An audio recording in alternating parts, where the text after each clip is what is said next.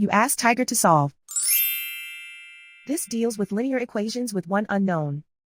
The final result is x equals -14. Let's solve it step by step.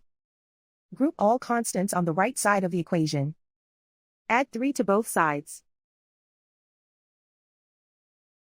Simplify the arithmetic.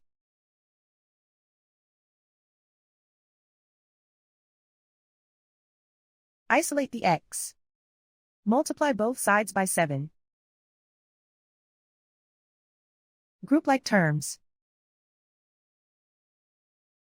Multiply the coefficients. Simplify the fraction. Simplify the arithmetic. And so the final result is x equals -14.